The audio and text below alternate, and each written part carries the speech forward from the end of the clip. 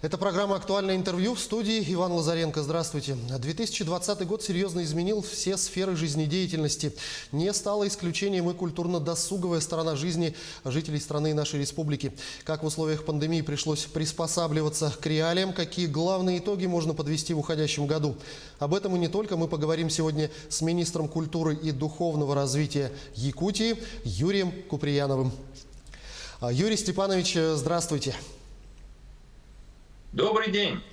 Непростой 2020 год завершается, но при этом у отрасли культуры были неяркие победы в году уходящем. С какими победами мы завершаем старый и встречаем Новый год? Конечно, победы и достижения, которые радуют всех нас, якутян. Любой отрасли. Сегодня по культуре. Мы стали самым читающим регионом Российской Федерации. Огромный красивый знак флагман читающей страны из рук Сергея Вадимовича Степашина получил глава нашей республики Арсений Сергеевич Николаев. Это вся наша общая совместная работа нашей республики. В этом году мы блистали и в сфере кино. Дмитрий Леонидович Давыдов привез нам главный приз Гран-при российского кинотавра с кинофильмом «Уголом». В этом году на свет вышел большой широкомасштабный исторический фильм «Тыгын-Дархан», который уже сегодня собрал порядка 9 миллионов рублей проката, ограниченно при этом проката. Нельзя забывать и многих других достижений. И при этом надо учесть, что в этом году мы в командировку в столицу и в другие города выезжали, может быть, 1 или 2 раза. Все произошло в сфере онлайн-общения. В этот год мы постигли конкретно все ресурсы интернета, сетевые все наши программы и сайты наполнены шедеврами, представлениями наших театров, онлайн-экскурсий наших музейных комплексов. Ну и, может быть, что-то я не назову, достижение на новгородской земле, которое заслужил наш новый фильм «Тыгын-Дархан», фестиваля «Вече» высокую оценку. Достижение нашей юной балерины из школы балета, которая стала самой лучшей студенткой Российской Федерации, нашей культурной сферы. Достижение наших юных дарований из Высшей школы музыки, которые покорили конкурсы по онлайн-трансляции, которые проводила Приморье. Ну и надо назвать, какие достижения у нас ждут здесь, у нас на родине. Буквально завтра глава республики откроет новый дом культуры, построенный за счет средств Фонда будущих поколений в селе Мая. Очень долго ждали мегина-кангаласы этого торжественного события, открытия нового дома культуры, в котором будут размещаться 2 народных коллектива. Это танцевальный коллектив «Кыталык» и Дом народного театра имени Дмитрия Ходулова. А во вторник откроет свои двери Дом культуры в городе Вилюйске. Тоже очень долго ждали. И это, я думаю, что огромное достижение в сфере нашей отрасли. В начале осени открыли Дом культуры в селе Сунтар Сунтарского улуса. Вот в сфере культуры, несмотря на все трудности уходящего года, у нас есть радостные события, большие достижения и в любом случае движение вперед. Ну что ж, этому остается только радоваться, но если говорить в целом, насколько пандемия коронавируса повлияла на отрасль, как изменился формат работы учреждений, самое главное, какие потери понесла отрасль культуры за этот год? Да, у нас самая беда — это мы потеряли общение со своим зрителем. По итогам всех карантинных мероприятий в этом году правительством Российской Федерации было принято решение о нерассматривании и неподведении итогов, по которым оценивается национальный проект «Культура» Российской Федерации. Это посещаемость учреждений культуры. Мы в прошлом году достигли показателя 7 миллионов 100 тысяч посещений наших учреждений. Это рекордное, в смысле наивысшее достижение наших учреждений культуры за последние годы, и мы движемся дальше. По итогам первого квартала мы уже добились 2 миллиона 700 тысяч посещений, но потом уже были закрыты. Ноябрь месяц — это 700 тысяч посещений, 738, если быть точнее, получилось. Но правительством принято такое решение в этом году не оценивать посещаемость учреждений культуры. При этом принято решение на 2021 год уже установить другие показатели оценки результативности нашей деятельности, нашей отрасли. Будет теперь учитываться работа еще детских школ искусств, образовательных учреждений, которые будем все вести воспитание культурного человека, человека будущего. Но все остальное мы попытались сохранить.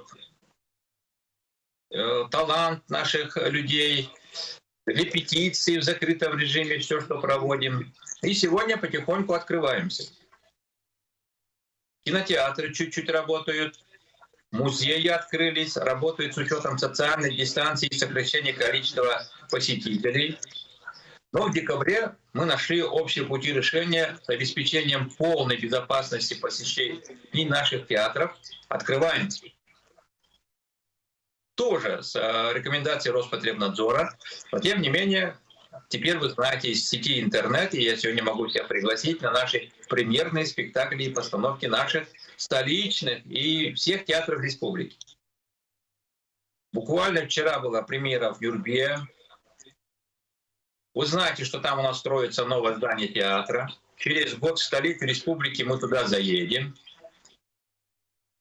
Потом театр оперы-балета премьерные показы уже начал.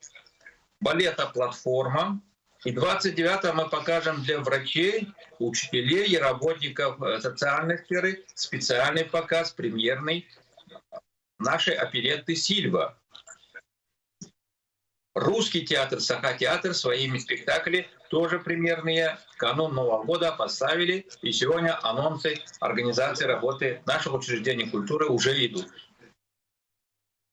Библиотечная сеть, которая обеспечила нам славу читающего региона Российской Федерации, сегодня работает в режиме закрытых читальных залов. Работают абонементы с заранее предварительной регистрацией и записью. Но в некоторых районах, где эпидситуация позволяет, библиотеки работают полностью. Мы потеряли многое, потеряли еще внебюджетные средства, прочие вещи, но правительством Российской Федерации, главой республики приняты меры, по которым мы получили и кредитные ресурсы на возобновление деятельности наших учреждений. Поддержаны театры, в целом автономное учреждение, поддержан наш цирк, который сегодня не функционирует. Но тем не менее, для того, чтобы сохранить возможность возобновления деятельности наших учреждений, мы нашли финансовые ресурсы для того, чтобы сохранить ресурсы для ожидаемого открытия нового сезона в 2021 году. Расскажите, а как в этом году удалось мобилизоваться и провести все-таки национальный праздник Эсэ Халанхом? Я знаю, и вы прекрасно знаете, что жителей республики очень волновал этот вопрос в летние месяцы. Ну, мобилизоваться удалось, надо сказать, всем. Мероприятия мы все провели подготовительные. Но тем не менее, по обращению граждан, по обращению жителей, прежде всего, Алёкминского района, ну и в целом оценки обращений всех жителей нашей республики. Lycée Холонко в Алёхинске мы в этом году не провели. Мы его проведем в 2021 году. Тем не менее, все подготовительные работы, обустройство площадки, на котором будет проходить праздник, те ритуальные те вещи, которые по традиции должны быть построены и сделаны, они подготовлены. Поэтому ИСЭХ все-таки мы будем проводить не онлайн, а ИСЭХ будем проводить в живом общении. И танцевать наш хоровод Осохой будем все вместе, надеюсь, летом этого года, будущего года в Алёкинске. Ну что ж, отличные новости. Давайте поговорим о проекте культуры, который вы упомянули. Если обобщить, то какие главные итоги реализации этого нацпроекта можно отметить в этом году? Национальный проект «Культура» в уходящем 2020 году у нас был обозначен рядом основных направлений. Это повышение квалификации порядка 300 наших сотрудников, привлечение и организация работы волонтеров культуры, куда мы тоже попали в десятку лучших волонтерских групп Российской Федерации. Начали строить Дом культуры в местности Апаны Намского района Улуса. В следующем году это объект Бодной. В этом году мы еще расширенно получили несколько грантов по развитию сети модельных библиотек нашей республики. Мы сначала получили 2 плановых гранта по конкурсу, и потом по дополнительному конкурсу выиграли 3 гранта. Это библиотека поселка Маган городского округа Якутск, первых на устах Намского, поселок Бейдинге Усалданского. Но и успели в эти сроки, несмотря на то, что итоги были подведены в октябре месяце, мы успеваем освоить выделенные федеральные средства. По всем показателям, кроме посещаемости учреждений культуры, которые были внесены изменения, освоение федеральных средств произошло полностью. Ход строительства и ход исполнения всех направлений проекта «Национальная культура» нами выполнены на все 100. Сегодня уже работаем над подписанием новых соглашений, финансовых обязательств федерального центра на 2021 год.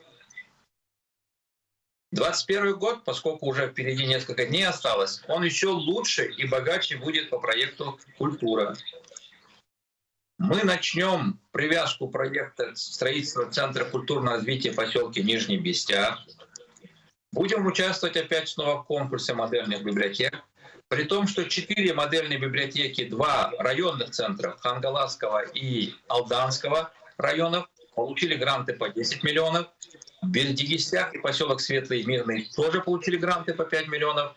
Ну и начнется строительство нового сельского дома культуры в селе Тасагар Вилюйского района. И 9 наших детских школ искусств примерно по 5 миллионов рублей получат субсидии на приобретение музыкальных инструментов. Отличные новости. Не за горами новогодние праздники. Расскажите, будут ли работать наши театры, концертные учреждения? Если будут, то по каким правилам? И лично вас хотел спросить, какие премьеры будут и что планируете посетить именно вы? Начну с того, что собираюсь посетить я. Да, получается, что в любом случае с участием главы нашей республики первое посещение премьерного спектакля это будет оперетта «Сильва». Я думаю, что это будет такое яркое представление, радостное событие культурной жизни нашей республики. Это новая премьерная постановка. Премьерные постановки будут и в других театрах. Это спектакли в новой малой форме, которыми выйдет Саха-театр. С репертуаром детских спектаклей это театр юного зрителя. Русский театр вынесет на суд тоже свое новое произведение. По мотивам романа и пьесы Николая Денисовича Неустроева Мутова, уже заблудившийся, вчера Нюрнбергский театр открыл тоже свои двери с новой премьерной постановкой. Будут традиционные новогодние спектакли. Наверное, это уже традиция российская, что на сценах всех городов Российской Федерации идет новогодний шелкунчик. И у нас тоже шелкунчик будет в театре оперы и балета. Конечно, есть приглашение и желание посетить новый спектакль. Единственный спектакль, который мы вывозили за пределы нашей республики, город Москву, для участия в фестивале, это балет «Платформа». Тоже приглашаю всех на участие. И тут надо похвалить наши подходы. Мы нашли подходы с руководством театра. Все, кто выезжал за пределы республики, были застрахованы от возможной болезни, этой коварной болезнью ковида. И мы будем практиковать такое участие, выезд наших артистов за пределы республики и в следующем году с обязательной страховкой наших артистов. Ну а что касается все-таки работы концертных учреждений, то будет ли возможность куда-то сходить и расслабиться? Иван, сходить куда-то будет, все анонсы у нас размещены, но с учетом больших требований Роспотребнадзора. Я не думаю, что сходить расслабиться будет возможно. С этим будут достаточно трудные задачи. Но тем не менее, весь мир движется к тому, чтобы преодолеть барьеры, которые привез с собой этот вирус, и прийти к обычно традиционному образу жизни, который нам всегда вселяет уверенность в завтрашнем дне и радость этой жизни. Мы к этому стремимся. Наши театры, эстрады, те, которые работают в малой форме танца, они готовят тоже свои примерные показы. Они будут радовать зрителей. Но обязательное условие — это только ограниченное количество зрителей. При этом мы учитываем, что стоимость билетов не будет повышаться в эти дни. Юрий Степанович, я благодарю вас за эту беседу. Спасибо, что ответили на наши вопросы. Всего вам самого доброго и с наступающим Новым годом. Спасибо, Иван. С наступающим Новым годом всех телезрителей нашей республики. Пусть Новый год для нас будет успешным, радостным, добрым. И главное, чтобы каждый из нас был уверен и ждал наступления Нового года. Всем чудесного настроения, новогодние дни. Это была программа «Актуальное интервью», но об итогах уходящего года и планах на будущее нам рассказал министр культуры и духовного развития республики Юрий Куприянов. Берегите себя в общественных местах, носите маски, соблюдайте безопасную дистанцию и обязательно дезинфицируйте руки. До встречи в эфире.